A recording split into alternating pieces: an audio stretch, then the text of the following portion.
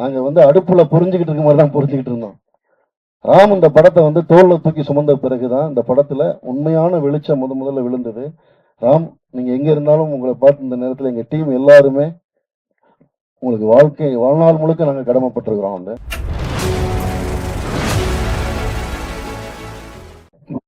இருக்கும் ஆளுமைகளுக்கும் அரங்கத்தில் குழுமியிருக்கும் பத்திரிகை அன்பர்களுக்கும் மாலை வணக்கம். எல்லாரும் கண்ணிலையும் பசி மயக்கம் தெரியுது, கெஞ்சலும் தெரியுது. ரொம்ப ரொம்ப நெகிழ்வான ஒரு மேடை. ஏன்னா கடலில் எத்தனை புயல்களை சந்தித்தாய், கடலில் எத்தனை திமிங்கலங்களை சந்தித்தாய், கடலில் எத்தனை சூறாவளியை சந்தித்தாய் என்பது முக்கியமில்லை, கப்பலை கரையில் கொண்டு வந்து சேர்த்தாயா என்பதே வரலாறு. நாங்கள் கப்பலை கொண்டு வந்து சேர்த்திருக்கிறோம். கலங்கரை விளக்கமாக நீங்கள் இருந்திருக்கிறீர்கள். உங்கள் உங்கள் மீது கொண்டிருந்த நம்பிக்கை ஒரு ஒளியாக எங்களை வழிநடத்திருக்கிறது. இதில் இந்த டீம்ல இன்னும் ரொம்ப அபரிதமான டேலண்டான நிறைய நண்பர்கள் விடுபட்டு இருக்கிறாங்க. உதிரி விஜயகுமார், இஸ்மத் பானு, ரேகா, கொஞ்சம் பேர்கள் விடுபட்டு இருந்தாலும் நீங்க பின்னாடி மேடையில் வந்து நின்றுக்குங்க கொஞ்ச நேரத்துக்கு. 110 வருடமான அந்த சினிமாவில் இது என்னோட முதல் படமா இருக்கணும்னு விரும்பினேன். இது எனக்கு இந்த மேடை வந்து பிரசாத் மேடை பழசு, ஆனா இந்த இந்த உணர்வு வந்து புதுசா இருக்கு. வந்து ஏன்னா என் வாழ்க்கையில 20 வருஷத்துல நான் ஒரு நன்றி நவில்லல் விழாவை முதல்ல பாக்குறேன். வந்து என்னுடைய வாழ்க்கையில என்னோட கைகளை பிடித்துக் கொண்டு இப்படி ஒரு படம் செய்து விட்டீர்கள் என்று கண்ணீர் மல்க என்னை ஆற தழுவி கொண்டு தேம்பி தேம்பி அழகும் ரசிகர்களை முதலில் பார்க்கிறேன். உங்களுக்கு என்ன செய்ய வேண்டும் நீங்கள் சொல்லுங்கள், நாங்கள் உங்கள் பின்னால் இருக்கிறோம் என்று ஒரு பெரிய கூட்டம், ஒரு நம்பிக்கை வார்த்தை சொல்லுகிற கூட்டத்தை நான் இப்போது முதலில் பார்க்கிறேன். கஸ்தூரி ராஜா இன்னும் ஒரு பழம்பெரும் அனுபவம் கொண்ட ஒருவர். என்னை குரு என்று சொல்ல எனக்கு கொஞ்சம் கூசத்தான் செய்து கேட்கும் போது, ஆனால் அது எனக்கு முதல் முறையாக இருக்கிறது. நிறைய பேருக்கு நன்றி சொல்லணும். முதல்ல வந்து நான் வந்து சினிமாவை இப்போ யூடியூப்பை பார்த்தா தெரியும், 2 துப்பாக்கி கொடுத்தா என்னை 4 முறை சுற்றுறதுக்கு ஒரு குரூப் தெரிஞ்சுக்கிட்டு இருக்குது. சினிமா ஹராமா இல்லையான்னு. அப்படியான சூழல்ல இருந்து நான் சினிமாவுக்கு வருவதற்கு என்னை அனுமதித்த என்னுடைய அம்மா நல்ல மீராள், அம்மாவுடைய பேர் தான் நான் மீரா வச்சிருக்கிறேன். என்னுடைய அம்மா நல்ல மீரா, என்னுடைய தந்தை ஆசிரியர் அப்துல் ஹமீத், என்னுடைய சகோதரர்கள் முகமது மைதீன், அபுல் ஹுசைன், நானும் என் தம்பியும் ட்வின்ஸ். என்னோட பேர் அபுல் ஹசன், அவர் அபுல் ஹுசைன். என்னுடைய கடைக்குட்டி தம்பி சையத் அலி பாசா, என்னுடைய அக்காக்கள் ஜன்னத்து சபுரால், மீமா பேகம். இந்த குடும்பத்துக்கு முதல்க நன்றி. பிறகு சென்னையில் நான் வந்து இன்னைக்கு இந்த இவ்வளவு தூரம் எல்லாரும் சொல்றாங்கல்ல, இந்த போராட்டத்துக்கு ரொம்ப பலமா இருந்தது என்னுடைய மனைவி ஜென்னி மார்க்ஸ், என்னுடைய மகள் ஹயா மரியம். மேடைக்கு வாங்க. ஜென்னி மார்க்ஸ் அவங்க வந்து நாங்க ஒரு கம்யூனிஸ்ட் குடும்பத்தை சேர்ந்தவங்க. ஹயா அவங்களுக்கு இது முதல் மேடை.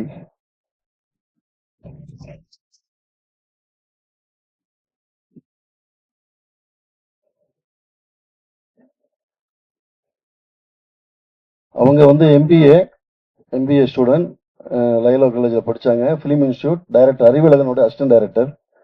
நாங்கள் ஒரு ஃபிலிம் இன்ஸ்டியூட்ல தான் ஃபிலிம் ஃபெஸ்டிவல்ல சந்திச்சோம். என்னுடைய செல்ல மகள் ஹயா மரியம், எங்க வீட்டுக்காக ஹயா, அவங்களுக்காக மரியம். அவங்க 2 பேருக்கும் நான் நன்றி சொல்ல கடமைப்பட்டிருக்கிறேன்.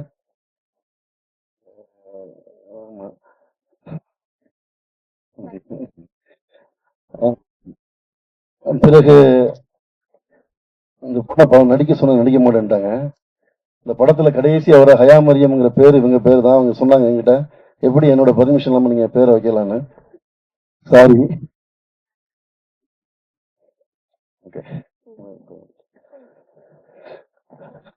இந்த படம் ஒரு வகையில் ஆசீர்வதிக்கப்பட்ட படம். எல்லாரும் சொன்னாங்க கஷ்டப்பட்டேன் போராடுனேன் அப்படின்னு. நான் சினிமாவில் எனக்கு எல்லா காலகட்டத்திலுமே என்னை வந்து நான் முட்டுசந்தில் நிற்கும் போது என்னை ஏதாவது ஒரு கை வந்து தூக்கிடும். அப்படி தூக்கினவர் தான் யுகபாரதி. யுகபாரதி வந்து இன்னைக்கு சினிமாவில் மீரா கதிரவன் அப்படிங்கிற அடையாளம் இருக்குன்னா அதுல அதுக்கு வந்து ஆரம்ப கால அடித்தளம் விட்டது யுகபாரதி. யுகபாரதி வந்து அவங்க அம்மா ஆக்கி போட்ட சோத்துல எத்தனையோ நாட்கள் நாங்கள் பசியாறி இருக்கிறோம். அவங்க அப்பா வந்து கம்யூனிஸ்ட் அவரு. அப்படிதான் ராஜமுருகன், அவங்க அண்ணன் சரவணன், குரு, அங்கிருந்து நிறைய நண்பர்கள் உருவானாங்க. இப்ப கூட வந்து யுகபாரதி வந்து ரொம்ப ஸ்பெஷலா வந்து எப்படியுமே ஒரு அம்மா வந்து தன் பிள்ளைக்கு செல்லமான பிள்ளைக்கு 2 துண்டு கறி துண்டு எக்ஸ்ட்ரா வைப்பாங்கல்ல ஒளிஞ்சிருந்து, அது மாதிரி ரொம்ப ஸ்பெஷலான பாடல் எனக்கு எழுதி கொடுத்தாரு யுகபாரதிக்கு. அப்புறம் மேடையில் இருக்கக்கூடிய எல்லா நடிகர்களுக்கும் தனித்தனியா பேர் சொல்ல நேரம் இல்லை, யாரும் கோச்சிக்காதீங்க. ரேகா, இஸ்மத், தனுஸ்ரீ, ஈஷா, அனு, எல்லாருக்குமே, Karthik Netha, editor, Appunni Sajan, Rizwana costume designer, இந்த படத்துடைய காஸ்டியூம் எல்லாருமே பாராட்டினாங்க. அவங்க தான் மலர்.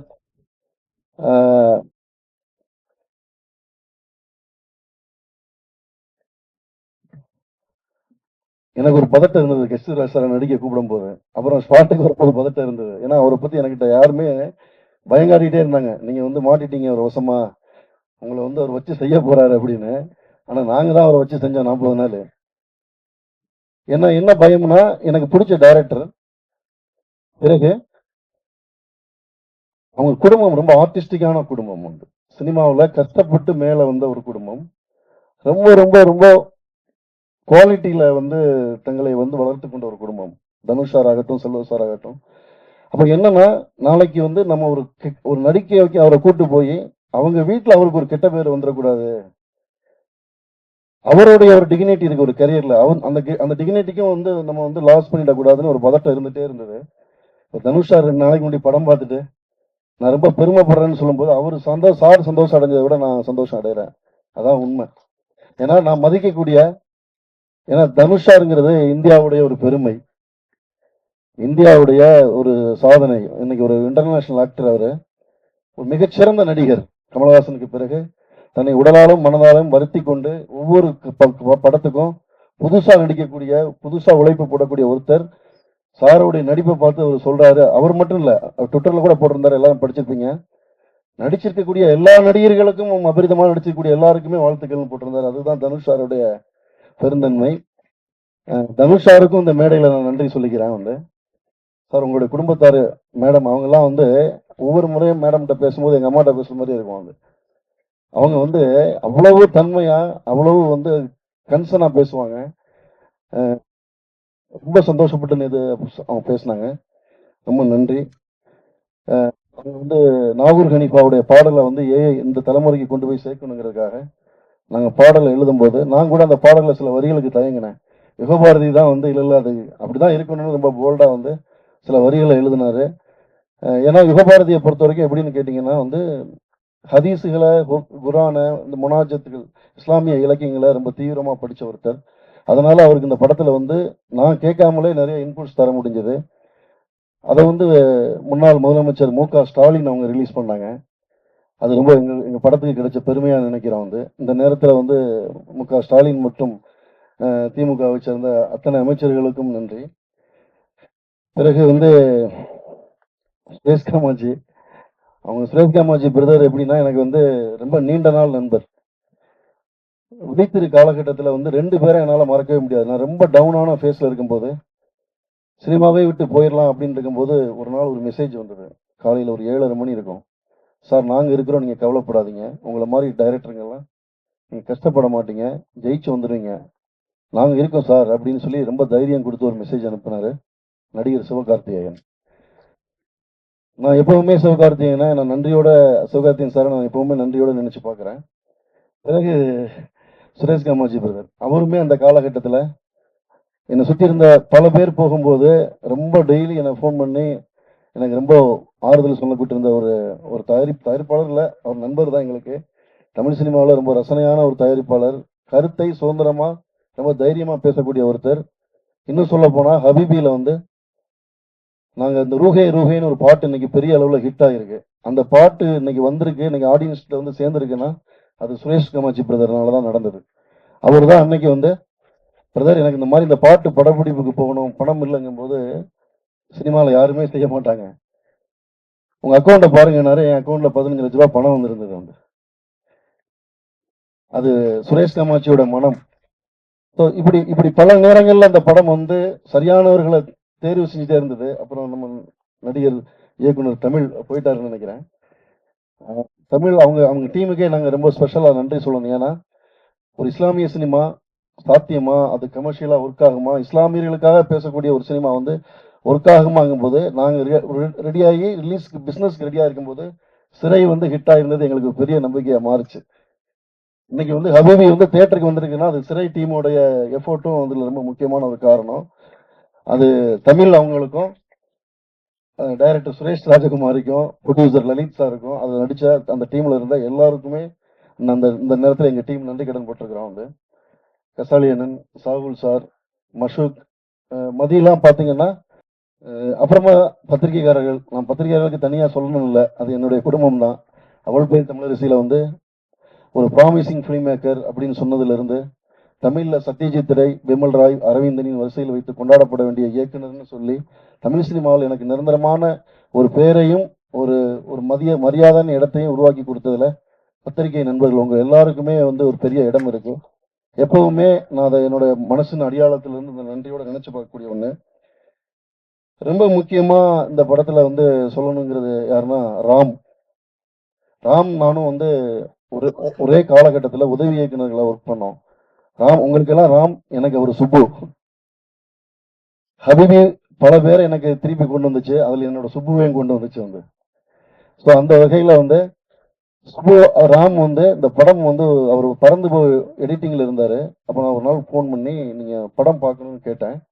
அவர் படம் பார்த்த உடனே வந்து சுரேஷ் கமாட்சி பிரதருக்கு சொன்னார். அந்த சொல்லுவாங்கல்ல, அது ஒரு ஃபேமஸான ஒரு வார்த்தை இருக்குது, சூஃபியோட ஒரு வார்த்தை. பொரிச்ச அதாவது ஒரு மீன் அடுப்புல பொரிஞ்சிட்டு இருக்கும்போது அவரோட கை தொட்ட உடனே அது தண்ணி திரும்பவும் தண்ணிக்குள்ள தாவி திரும்பிருச்சுன்னு சொல்லுவாங்க. வந்து தூதரான கீதர் பொரித்த மீன் ஒன்றை தொட்டதும் அது மீண்டும் தாவி திரும்பியது நீருக்குள் அப்படிங்கிறது அந்த கவிதை வரி. அது கிட்டத்தட்ட ராமுக்கு ரொம்ப பொருந்தும். ஏன்னா நாங்க வந்து அடுப்புல பொரிஞ்சுக்கிட்டு இருக்க மாதிரி தான் பொரிஞ்சுக்கிட்டு இருந்தோம். ராம் இந்த படத்தை வந்து தோல்ல தூக்கி சுமந்த பிறகுதான் இந்த படத்துல உண்மையான வெளிச்சம் முதல்ல விழுந்தது.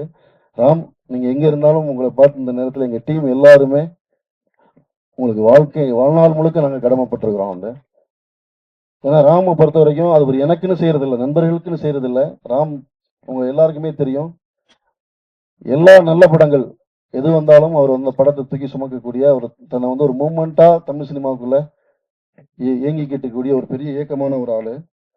பிறகு வந்து ஒரு பையன் எங்கிட்ட அசிஸ்டன்ட் டைரக்டரா ஒர்க் பண்ண வந்தான். ஒரு நாள் எல்லாரும் ஆஃபீஸ் விட்டு போன பிறகு நான் ரொம்ப நேரமா ஃபோன்ல பேசிக்கிட்டு இருக்கும்போது அவன் ரொம்ப நேரமா நான் ஃபோன் பேசி முடிக்கிறதுக்காக வெயிட் பண்ணிட்டே இருந்தான். சார் உங்ககிட்ட பேசணும் அப்படின்னு சொன்னாப்புல. என்ன விஷயம் பேசணும்ப்பா? இல்லை சார், நீங்கள் உயிர்மையில் எழுதின கட்டுரையை படிச்சிருக்கிறேன் அப்படின்னு. ஒரு லாஸ்ட் ஸ்டாண்டா வந்து பையன் ஒரு உயிர்மையில் எழுதின கட்டுரையை படிச்சிருக்காங்க. எனக்கு சீரியஸாக அந்த பையன் மேலே பார்க்க ஆரம்பித்தேன். அப்புறம் என்னோட எல்லா கதைகளையும் படிச்சிருக்கேன், அப்புறம் நிறைய புத்தகங்கள் படிச்சிருக்கேன். அப்புறம் நான் அந்த பையன் மேலே எனக்கு பெரிய மரியாதையே உருவாச்சு. ஏன்னா நிறைய வந்து அவன் எங்கிட்ட வேலை பார்த்தாலுமே என்ன பண்ணுவான்னா ராமோடைய அஸ்டண்டாக தான் இருப்பான். வந்து எல்லாரும் எங்க காலர் டீம் வச்சா அவன் ராமோட காலர் டீம் வச்சிருப்பான். வந்து அந்த ராமோடைய அஸ்டண்டாவும் என்னுடைய அஸ்டண்டாவும் வெற்றிமாறனுடைய அஸ்டண்டாவும் ஒர்க் பண்ண ராமசங்கு மேல வா. ராமசிங் வந்து முதல்ல எங்கிட்ட அஸ்டண்டா ஒர்க் பண்ணா. ராமஸ் வந்து எங்க வீட்டில் உள்ள ஒரு பையன். வந்து பறந்து போ டைம்ல ராம் சாருக்கு வந்து கருப்புசாமி சார் ஃப்ரெண்டு. அவங்களுக்கு பறந்து போக்கு ராம் சார் கருப்புசாமியை கிஃப்டா பண்ணது ராமசிங் தான்.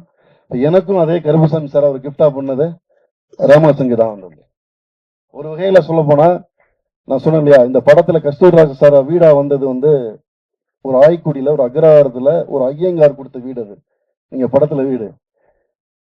கஸ்தூரி ராஜா சார் வந்து யூசுஃபா நடிக்கிறாரு, கருப்புசாமி வந்து ஹபீபியை தேட்டருக்கு கொண்டு வராரு.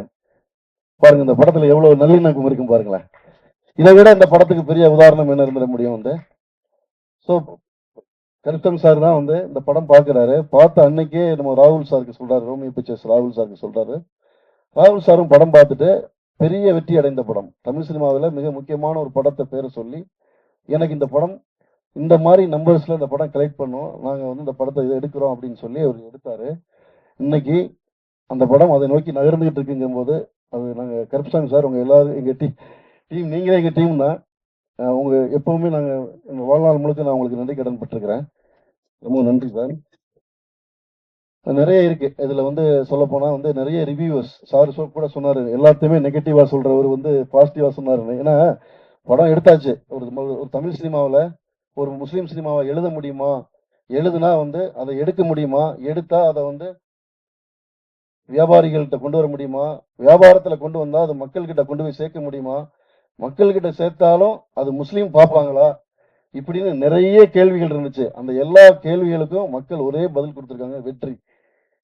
எல்லா இடங்கள்லயுமே வந்து இன்னைக்கு நாங்க போற இடங்கள்ல நிறைய தியேட்டர் விசிட் பண்ணும்போது நிறைய கூட்டங்கள் வராங்க. அதுல குறிப்பா வந்து பாத்தீங்கன்னா முஸ்லிம்ஸ், நான் முஸ்லிம்ஸ் 2 பேருமே வர்றாங்க. முஸ்லிம்ஸ்ங்க வந்து நிறைய பெண்கள் கிறிஸ்துவராஜ் சாரோட கையை பிடிச்சிட்டுலாம் எங்க வாப்பா மாதிரி இருக்கீங்க, எங்க அப்பா மாதிரி இருக்கீங்கன்னு எவ்வளவோ பேர் சொல்றாங்க. அதனால இந்த சில பேர் வந்து சுரேஷ் காமாட்சி பிரதர் சொன்ன மாதிரி சினிமா ஹராமா இல்லையா அப்படின்லாம் பெரிய விவாதம் போயிட்டு இருக்கு. அது எப்படின்னா சென்னை குடிநீருக்கு இக்கு வருமா வராதான்னு கேட்குற மாதிரி, முதல்ல குடிநீர் வரட்டும். அது மாதிரி சினிமாவில் 110 வருஷத்துல வந்து இஸ்லாமிய வாழ்க்கை வரல. அது ரொம்ப அழகா சொன்னாரு சுரேஷ் காமாட்சி பிரதர். என்னன்னா சினிமா ஒரு பவர்ஃபுல்லான ஆயுதம். நீங்க வந்து ஹிட்லருடைய காலகட்டத்திலிருந்து இன்னைக்கு பாலஸ்தீன் வரைக்கும் வந்து சினிமா வந்து ஒரு பெரிய வந்து ரோல் பிளே பண்ணுது. இந்தியாவில் இன்னைக்கு வந்து சினிமாவால தான் இன்னைக்கு வந்து கடந்த 15 வருஷமாக இஸ்லாமியர்களை வந்து இன்னைக்கு ஒரு ஒரு ஒரு 5 வயசு குழந்தை கிட்ட வந்து ஒரு பென்சிலை கொடுத்து ஹூ இஸ் டெரரிஸ்ட் அப்படின்னு கேட்டா அந்த குழந்தை தாடியும் தொப்பியும் போட்ட ஒரு உருவத்தை தான் வரையும். அந்த மூளைக்குள்ள வரைக்கும் இன்னைக்கு போய் சேர்த்திருக்கிறதுக்கு மீடியா பெரிய முக்கியமான காரணமா இருந்திருக்கு. மீடியா பெரிய ஆயுதமா இருந்திருக்கு. இது ஆயுதமா நீங்க எடுக்கலன்னா இன்னொருத்தங்க இந்த ஆயுதத்தை எடுத்து போட்டுருவாங்க உங்களை. அதான் சுரேஷ் கமாச்சி பிரதர் ரொம்ப நல்லா சொன்னாரு. இதை மக்கள் புரிஞ்சிருக்கிறாங்க. இன்னைக்கு இந்த தேட்டருக்கு வந்து கூட்டம் கூட்டமா அலை அலையாக வரக்கூடிய மக்கள் புரிஞ்சு மக்கள் ரொம்ப பார்வர்டா வந்திருக்கிறாங்க. அதனால நாங்க வந்து சில பேர் வந்து எனக்கு இந்த பத்வா கொடுக்கறதுக்கு, சில பேர் ஏன்னா ஒரு காலகட்டத்தில் டிவி பெட்டி வந்து சாத்தானின் பெட்டின்னு சொன்னாங்க. வந்து இன்னைக்கு அதே டிவி பெட்டியில தான் வந்து பயான் பேசிட்டு இருக்காங்க இல்லையா? ஒரு காலத்துல இங்கிலீஷ் ஹராமா இருந்துச்சு. அப்புறம் கொஞ்ச நாள் முன்னாடி வரைக்கும் அப்புறம் இங்கிலீஷ் ஹராமா மாறிடுச்சு. இன்னும் ஒரு 5-6 வருஷத்துல சினிமாவும் ஹலாலா மாறிடும். நிச்சயமா மாறும். மாத்திதான் ஆகணும், வேற வழி இல்லை வந்து. ஏன்னா எனக்கு நான் வந்து தோல்பாவை கூத்து கலைஞர்களை பத்தி முதல் படம் எடுத்தேன். ஏன்னா இன்னைக்கு நான் ஒரு திரையில கதை சொல்லக்கூடிய ஒரு இயக்குனர், அங்க இருக்கக்கூடிய எத்தனையோ நல்ல இயக்குனர்கள், இன்னைக்கு இருக்கக்கூடிய உலகம் முழுக்க இருக்கக்கூடிய எல்லா இயக்குனர்களுமே திரையில தான் கதை சொல்றாங்க. ஆனா முதல்ல திரையில கதை சொன்னவங்க யாருன்னா தோல்பாவை கூத்து கலைஞர்கள். அந்த தோல்பாவை கூத்து கலைஞர்கள் தான் எங்க எல்லாருக்குமே முன்னோடி. ஆனா அந்த தோல்பாவை கூத்து கலைஞர்களை பத்தி 100 வருஷம் படமே இல்லைங்கிறதுனாலதான் நம்ம முதல் முறையா அந்த படம் எடுத்தோம். எப்படி எனக்கு தோல்பாவை கூத்து கலைஞர்களை பத்தி படம் இல்லைன்னு எனக்கு ஒரு சமூக பொறுப்புள்ள கலைஞனா எனக்கு ஒரு வருத்தம் இருந்ததோ, அதே வருத்தம் தான் எனக்கு 110 வருஷமா முஸ்லீம் படம் இல்லைங்கிறது. நான் ஒரு முஸ்லீமா இருக்கிறதுனால கிடையாது. மேபி இந்த படம் உயிர்ப்பா வர்றதுக்கு முஸ்லீம் படம் ஒரு காரணமா இருந்திருக்கலாம். நான் இன்னும் முஸ்லீமா இருக்கிறது காரணமா இருந்திருக்கலாம்.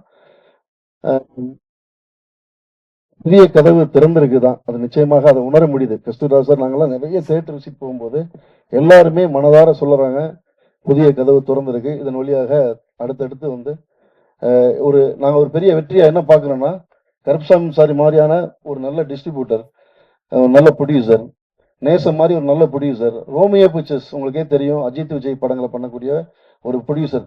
இதெல்லாம் வந்து இன்னைக்கு கிட்டத்தட்ட 230க்கு அதிகமாக நேற்று நம்ம சுரேஷ் கமாச்சி அவர் ப்ரொடியூசர் அவர் சொல்றாரு, நேற்றுக்கும் இன்னைக்கு 20 தியேட்டர் எக்ஸஸ் ஆயிருக்கு. ஸோ இது ஒரு வெற்றியா இருந்தாலும் இது எல்லாத்தை விட பெரிய வெற்றியா நாங்க நினைக்கிறது, இஸ்லாமியர்கள் குறித்த பார்வையை இந்த படம் மாத்திருக்கு அப்படின்னு சொல்றத நான் ஒரு பெரிய வெற்றியா நினைக்கிறேன். பெரிய வெற்றியா நினைக்கிறேன். வந்து எல்லாருக்கும் பெரிய சந்தோஷம். என்னோட உதவி இயக்குநர்கள் மேடைக்கு வாங்க, எல்லாருமே மேடைக்கு வாங்க. டீம் மெம்பர்ஸ் மனோஜ், ராஜவேல், எல்லாருமே மேடைக்கு வாங்க. நிறைய சம்பிரதாயமா அதை பார்த்துருப்பீங்க உங்களுக்கு.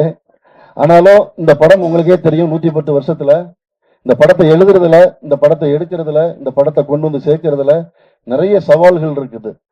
அப்படியான சவால்களை எல்லாம் தாண்டி வர்றதுக்கு இவங்க எல்லாருமே ரொம்ப காரணமா இருந்தாங்க. ஹசன், அப்புறமா ரொம்ப முக்கியமா நாங்க நன்றி செலுத்தக்கூடியது வந்து PRO team, Suresh Chandra sir, Nasser sir, அவங்களுடைய D1 வந்து இந்த படத்துக்கு வந்து 24/7 நிறைய ஒர்க் பண்ணாங்க. என்னோட வாழ்க்கையிலேயே வந்து எல்லாமே புதுசுன்னு சொன்னேன் இல்லையா, 2 தியேட்டர் ஓனர் என்கிட்ட பேசியிருக்காங்க இது வரைக்கும் வந்து. என்னோட 20 வருஷத்துல வந்து. அவங்க சொல்றது என்னன்னா வந்து, தியேட்டர் இன்கிரீஸ் பண்ணிட்டே இருக்கிறோம். மக்கள் வந்து நிறைய வந்துட்டே இருக்கிறாங்க அப்படின்னு. ஆக்சுவலா நல்ல கதைகளுக்கு தமிழ் சினிமாவுல எப்பவுமே ஒரு இடம் உண்டு. தமிழ் மக்கள்கிட்ட ஒரு இடம் உண்டு. அதை சாத்தியப்படுத்துவதற்கு காரணமாக இருந்த எல்லோரையுமே நான் இந்த நேரத்துல நான் வந்து நன்றியோட நினைவு கொள்கிறேன். சவுண்ட் உதய் போயிட்டாரா? ஆமா. உதய் வந்து ரொம்ப முக்கியமான ஒரு சவுண்ட் இன்ஜினியர். அவர்லாம் இந்த படத்துக்கு ஒரு ஆபத் பாண்டவர் மாதிரி வந்து எனக்கு உதவி செஞ்சாரு. ரொம்ப இக்கட்டான ஒரு சூழல்ல இருக்கும்போது எனக்கு சவுண்ட் ரொம்ப கம்மியான ஒரு படத்துக்கு சவுண்ட் டிசைன் பண்ணி கொடுத்தாரு. ஒரு எல்லாருக்குமே எல்லாருக்குமே நடிகர்கள், ஏன்னா அந்த படம் இவ்வளவு நல்லா வந்திருக்குன்னா ஆக்சுவலா இவங்க நடிகர்கள் எல்லாருடைய அபரிதமான நடிப்பு தான். அதான் உண்மை.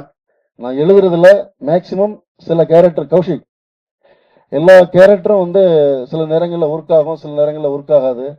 நம்ம நடிப்பு சில நேரங்கள்ல மிஸ் ஆயிடும். ஆனா ஒரு கஸ்தூர்ராஜ் சார் இருந்து எல்லாருமே ரொம்ப பிரமாதமா வந்து நடிச்சாங்க. இந்த படம் இவ்வளவு உயிர்ப்பா இருக்கிறதுக்கு காரணம் நடிகர்கள்.